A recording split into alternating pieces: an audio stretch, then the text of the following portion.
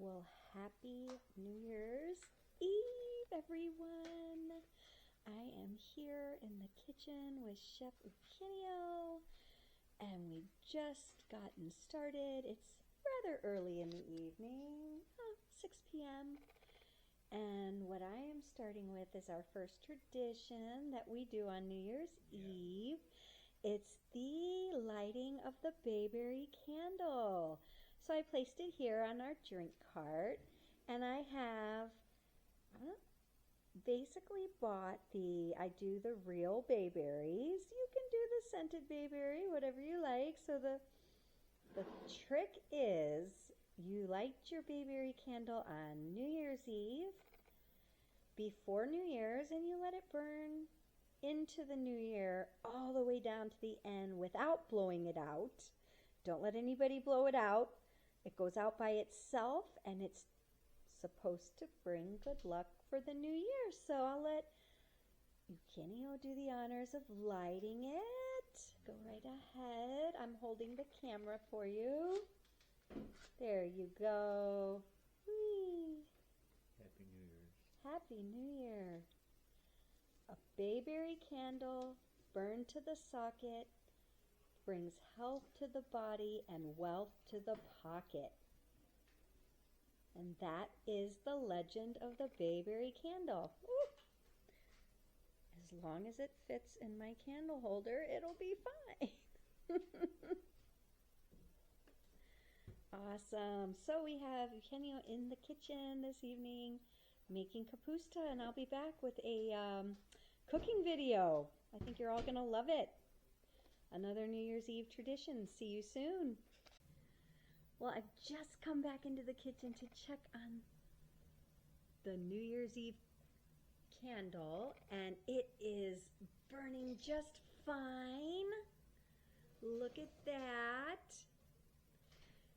And I have found Eugenio in the kitchen, and it smells like New Year's because he's cooking kapusta. Yes! We're going to be doing a cooking video. I'll be back. All right, so Nicholas came in with some of his friends who are spending the evening. It is truly New Year's Eve when I smell kapusta being made in the kitchen. This is such a lovely, lovely sight. Oh, and the smells. And look. Hi. It's Chef Eugenio. Happy New Year's Eve. Oh, so yummy. What do we have here? Bacon sizzling. This is that smell. You know, when you smell bacon. Yeah, that's what we got. We don't have the smell-o-vision, but oh, I wish. So he chops up bacon. You see it sizzling. It renders the little bit of grease there. And then what goes in with that? But chopped onion. Chopped onion. Maybe a little garlic. A bit of chopped ham left over from Christmas, from our honey baked ham.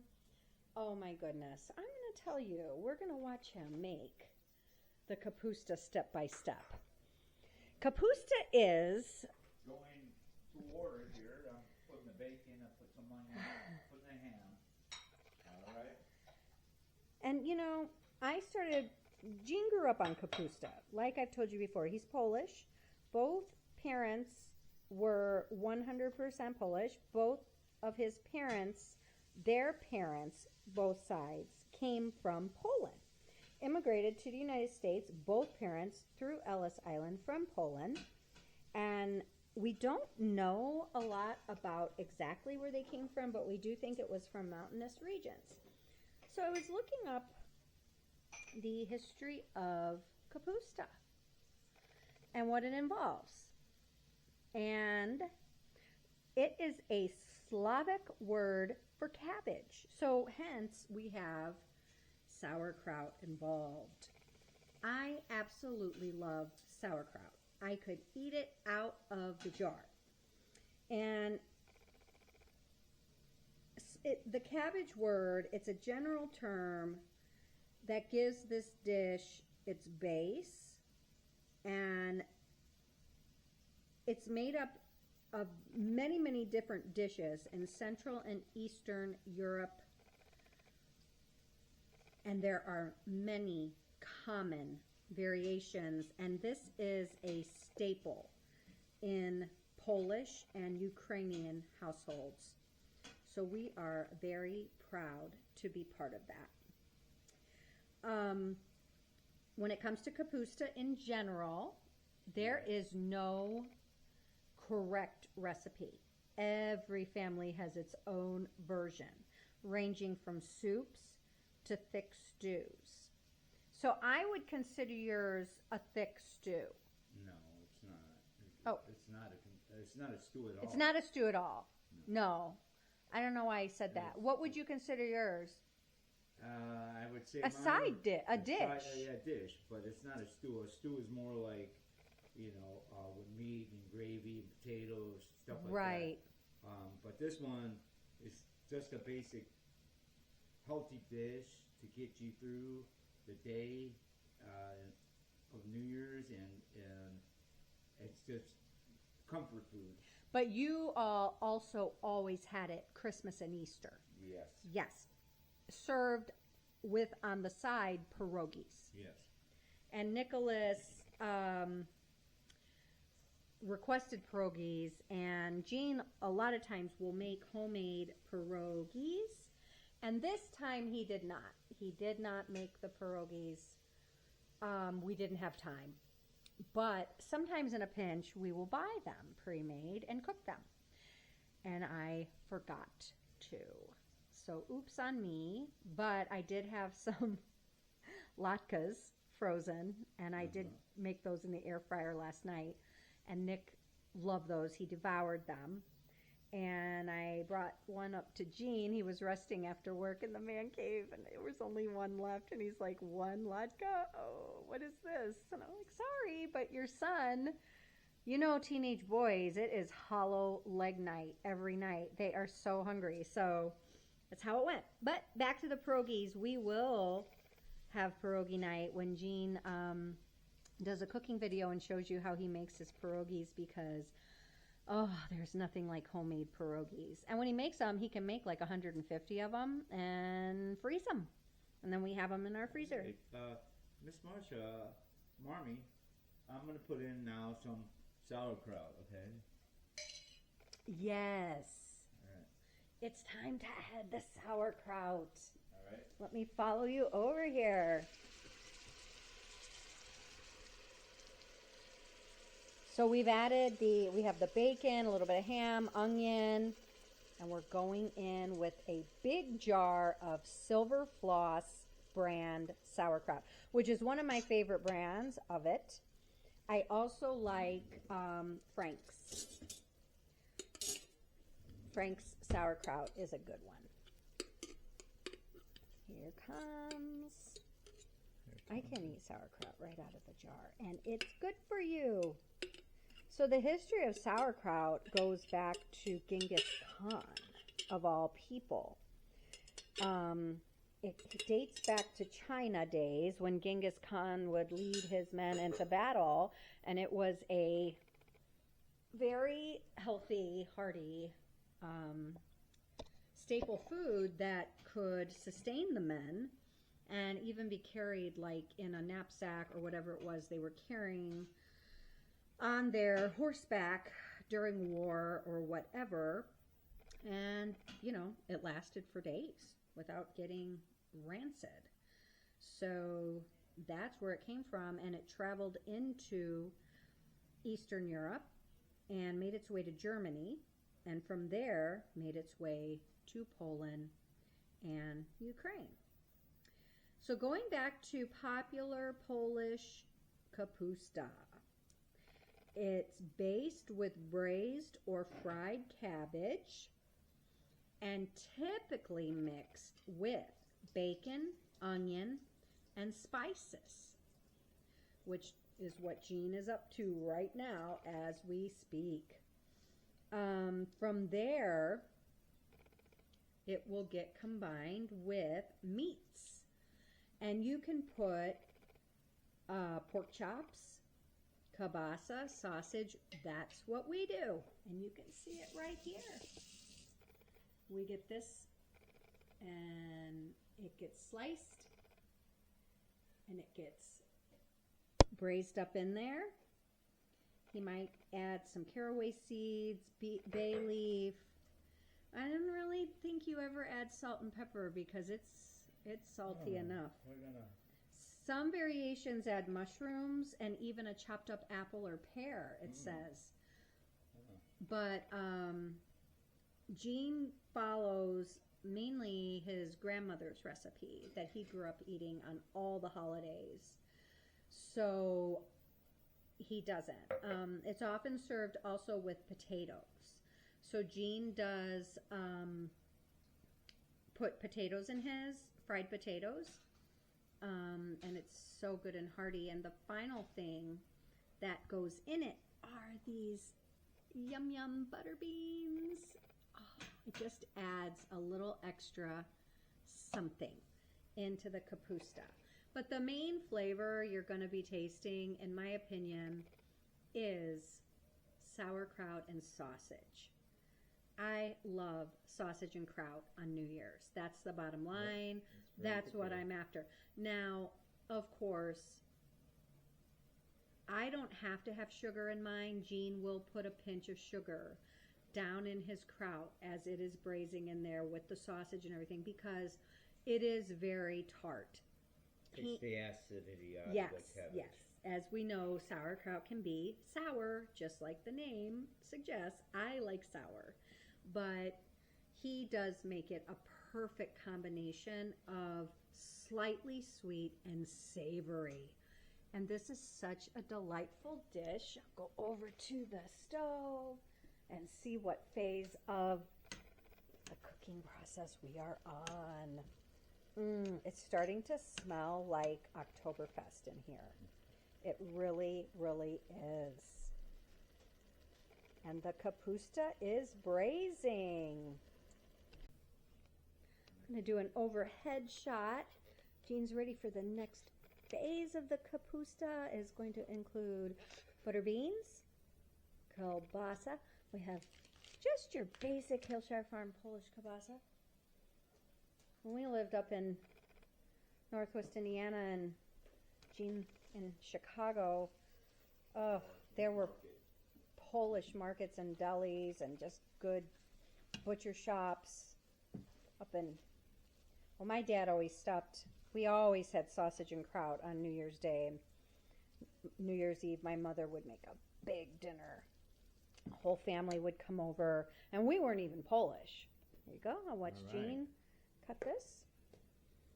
Cutting the sausage, on a bias, and then we're gonna put it in the kapusta, and then we're gonna let it cook for a little bit.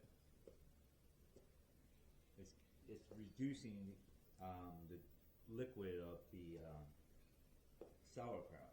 So this is gonna be in here. I'm gonna put it right there, and then I'm gonna go to the stove and put this in. All right. Here we go. Put the kapusta in there. All right. Now I'm gonna stir it up a little bit. It's gonna take a little while. Then we're gonna. Then he has his little tiny sugar bowl here where he can get just a pinch if he needs it to get that stubborn acidic taste out of the kraut. That's going to be delicious. All right, and then I'm gonna put some seasoning in it now. I'm gonna put some. What is this? Black garlic. Black garlic. Some Oh, nice- just a tiny, just a tiny. It's okay. It's good. It's good, Chef. All right, and I put some more onion powder in there. Okay, I like onion powder. I won't tell you to stop. Black garlic, that's pretty neat. I have never heard of it. What's the difference with black garlic, roasted garlic, onion, garlic powder? It's hard to say. It all comes in powder form in these seasonings, and I just wonder, like... Well, you can get black garlic paste or stuff like that. I'll have to get back to you on the. Yeah, let's research that. It's it's a new one for me. Yeah. We just found it at the store. Yeah, my work uses it all the time. It's garlic paste. They use it on many things. It's just got a. Do they use it on prime rib? You could use it on prime rib. We used it when I worked at Toledo's. We used it as a thing with it's tomatoes, balsamic, and fresh mozzarella, and we used that. It was a salad. I really liked it. So the taste is. I love garlic. I told you this in my last video. Garlic is my best friend.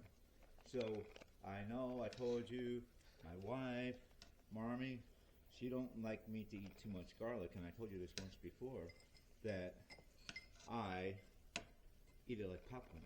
He loves roasted garlic, but like the whole clove roasted, and then it just kind of, you squeeze it up out of that bulb and just eat it with bread. I know a lot of people like that too. I do like it, but there's a limit. Now I'm going to add some sugar. Just a pinch. Just because I'm going to add it slowly. I'm going to add about maybe 3 tablespoons. Yeah. That is you don't have to put it in there. You can use any kind of sugar you want. I'm just using plain sugar right now. Like I said, it takes the acidity out of the cabbage, sauerkraut, and we're going to let this go for a minute, and then we're going to go back and we're going to throw, I forgot one ingredient that we got to put in there. Oh, what could it be? Oh, a little reducing liquid. Yeah. So in Poland, this is called piwo. Do you see what that is? It's beer. I see that. We just put a little bit in there. Once again, too, this helps it with take the acidity away. Mm-hmm. All right. So that's what you're gonna do. And it basically reduces it. It's sort of like when you make beef bourguignon or certain dishes that you would cook with a little bit of red wine. Yeah, a few tablespoons of that, or 1/8 of a cup. That brings it to a boil, and the carbonation in it. It's looking good. Does its trick. Does its scientific trick. And once again, I'm gonna put in next the butter beans. I like to put them in last because of the fact that They get mushy. So, Yeah, because butter beans are already sort of tender. Yeah. They don't need to really even cook. They just need to get warm. Yeah. I'd wait. They're Okay. the last thing. All right. Let So that we'll that reduce and do its magic with the sugar and the reducing liquid, and we'll be back. let it simmer. We'll be back. Well, he's doing another dish. He has surprised me tonight. He has some sliced potatoes in a can, but we only had 1 can, and he had a couple russet potatoes that he went ahead and chopped up, and then he steamed them, and he's going to stew them with. I'm gonna chop up another onion. I'm gonna chop it up, the potatoes, and Polish sausage. No Polish sausage. Oh yeah, Polish sausage. Just fried potatoes, onion, and sausage. Yeah. Oh, that's going to be delicious. Yeah. So I can't wait. If you could smell this kitchen right now, just because of the Kapusta, it's amazing. It is a smell-o-vision moment. In the meantime, I'll show our prime rib that we're having for New Year's Day. So good. Look at this. It is a 3-bone-in. I think it's 8.5 pounds prime rib, and I'm going to roast this. I got it out so it could thaw a little bit. By 4 o'clock, it was still frozen through the middle, and it actually is a little bit. But I'm going to go ahead and put it back in the fridge because I'm not going to make it till tomorrow. and I'll put it back in the fridge, and I think it will thaw out perfectly. Then I'll bring it to room temperature, and I'll show you how I prep it and how I prepare our prime rib for New Year's Day dinner. It's going to be delicious. See you soon. We're going to watch him chop the onions for the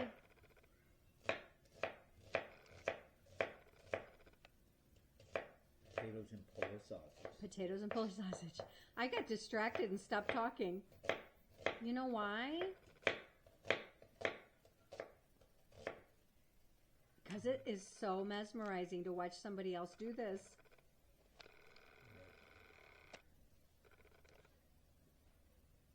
Kapusta is looking really good. Oh, it is, and it smells amazing. Now I'm taking the onions to Can't wait to have a little bowl. It's going to be wonderful. It is. It's going to be amazing. Thank you so much for making all this on New Year's Eve for our family. Nicholas's friends came over. They went up to the man cave to hang out and play video games and do everything that teenage boys do on New Year's Eve. Probably talk about girls and all that kind of thing. And anyway, they walked in the house and they're like, it smells so good in here. And I don't blame them, because it really does. Look at this beautiful retro ceramic tree I have. My aunt made this, and I wouldn't trade it for anything in the world. I just love it. It's probably 50 years old. I love my vintage everything. I mean, anything that I've collected that someone I know and love made just means the world to me, because they meant the world to me.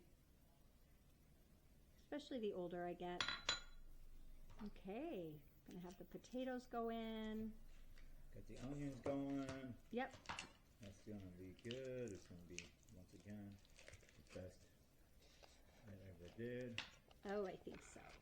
I think so. Alright. Getting the kielbasa out. What's So- interesting with the kapusta, how your grandmother did it, all the versions of it, you know, they had different versions online. Said every family's is different. What's different about hers that I didn't read, you know, they named everything that she pretty much did in different versions. The one thing that was different were the butter beans. That wasn't listed in other people's versions, so she had her own twist. And I wonder what brought that on with hers. I don't know. But I love it. She never told me the recipe. I just kind of Watched her do it. Yeah. I'm glad she let you cook with her.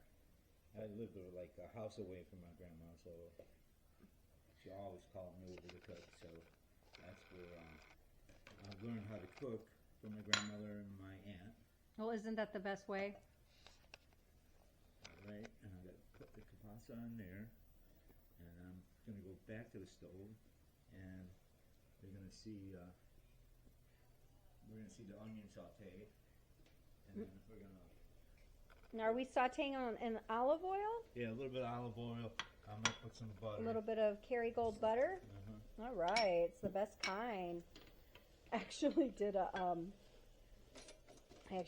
test, personal preference test of like every butter on the market. All right, here we go. Here it goes. Butter. Little Kerrygold in there. And I did, I tried all the butters that Publix carried, including Publix brand, and just did, you know, my own little taste testing, and I found that Kerrygold was the best. I'm sure a lot of people would agree with me. And I just tasted it on like bread.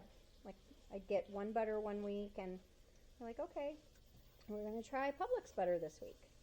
Next week it would be Tillamook, and the next week it would be Land O'Lakes, and then whatever else. And then came around to Kerrygold, regular salted butter. I didn't deviate from that. And I'd use up whatever was left of their butter, and the next time I went to the store and we needed butter, I would try a different brand. Came out, Kerrygold just had the best taste and overall yumminess.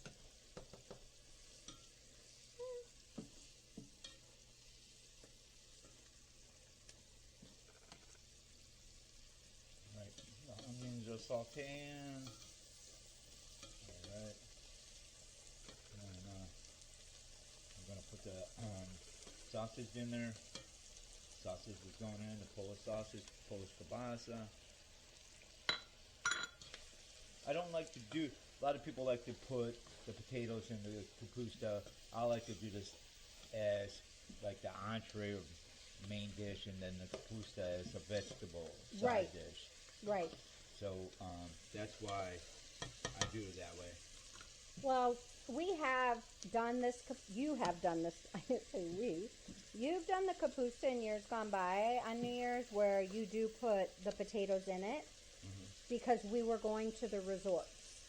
So a lot of New Year's Eves, we would go to. We have DVC, and we would go to stay at a DVC resort and do that for New Year's Eve and stay a couple nights and enjoy the resort.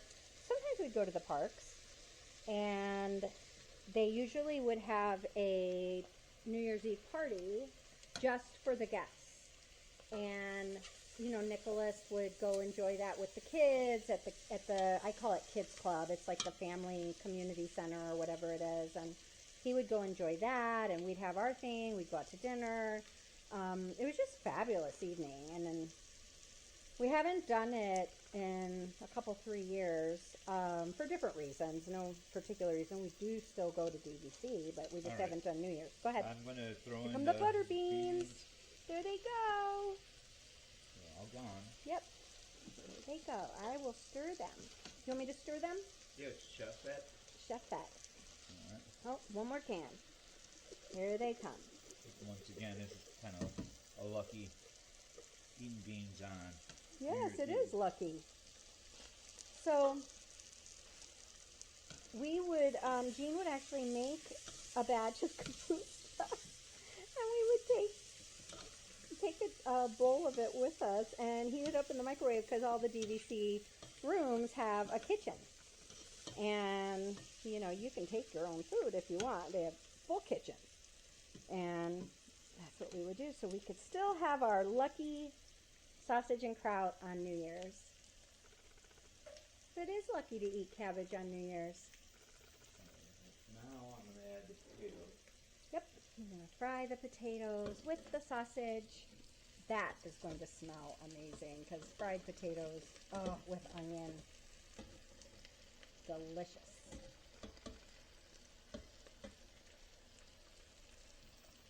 And since it's already 7:15, this will probably be ready 7:30, 7:45. I am just going to have a tiny bit in a bowl, not much at all. I don't want to eat too much too late tonight, but it will be here waiting for me tomorrow for lunch, when I can truly enjoy a bowl full of this, Of that yummy and maybe a side dish of this. No, that's the bowl full, that's the side dish. I never knew potatoes came in a can until I met Gene, and he had bought these sliced potatoes and made like a breakfast. I think he was making a brunch for me or some sort of thing one morning, and he had pulled out a can of these and made some fried potatoes for breakfast. And they were delicious. And I also made you this dish many times. Yep, many, many times. And I'm like, you know what? Where have these potatoes been all my life? I mean, of course, fresh is always wonderful, but sometimes you're in a pinch, and I'm all about semi-homemade kind of dishes where you have, you know, working mom, you have to do what you have to do sometime. Yep, a little bit more Kerrygold, so they don't stick. That's looking and smelling great. Thank you, Chef. You're welcome. What a Chef night. Mine. What a delicious night. All right. I think the neighbors are going to be at the door. Oh, maybe. I don't know. I know. Mandy. Mandy and Don. And Everybody. Here's the candle. Bringing health to the body and wealth to the pocket.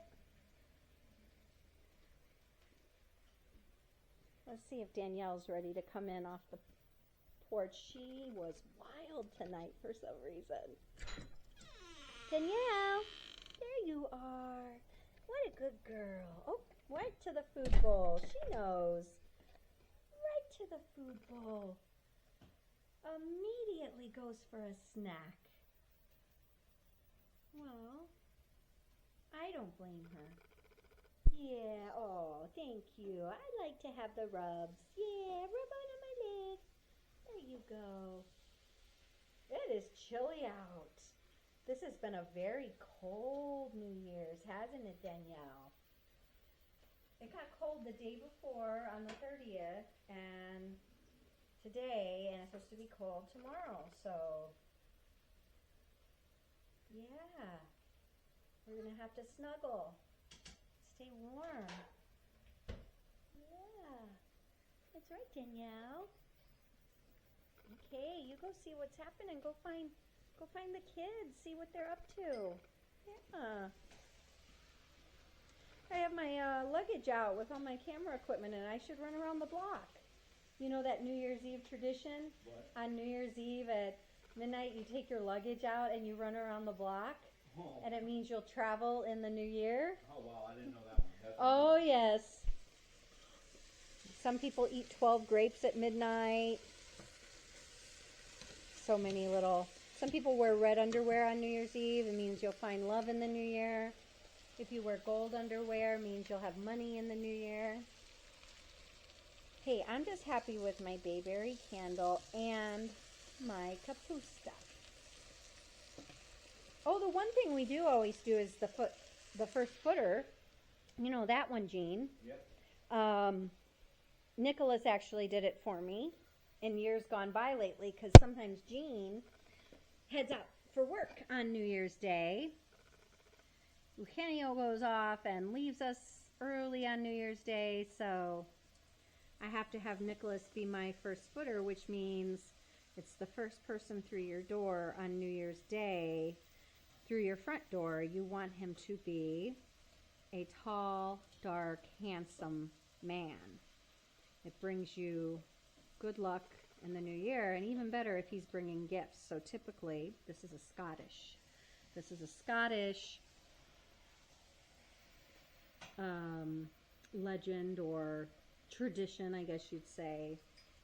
Typically, you would have him bring a gift. He might bring coal for your fire. He might bring a bit of whiskey or food, shortbread or some other bit of food. So this could probably come off. No, not yet, no. And then usually I'll have Nick go out the back door and run around the front and be my first person through the door of the new year, because he's tall, he has dark, and he fits the bill for a first footer just fine. I'm putting in some paprika for color, putting a little salt. This is about almost ready. Smells so delicious. Mm-hmm. Like I said, I'm working on smell-o-vision. I wish we had smell-o-vision. I wish I could give the viewers a bowl of this through the TV. Well, I think it's about ready. I think we should say good evening and have ourselves a little nibble. Yeah. Bon appetit. Bon appetit and Happy New Year. Happy New Year's. A prosperous, God bless you all, and have a best New Year's ever. See you soon.